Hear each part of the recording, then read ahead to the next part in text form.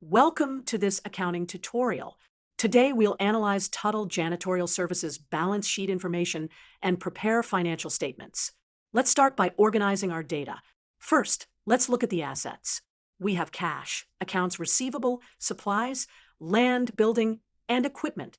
For liabilities, we have accounts payable and mortgage payable. And for stockholders' equity, we have common stock, dividends, and retained earnings. Let's calculate our totals for 2019. First, adding up all assets gives us $432,000. Total liabilities are $99,000.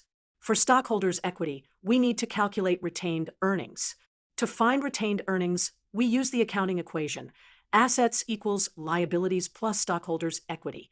We know total assets are $432,000 and total liabilities are $99,000. Therefore, stockholders' equity must be $333,000.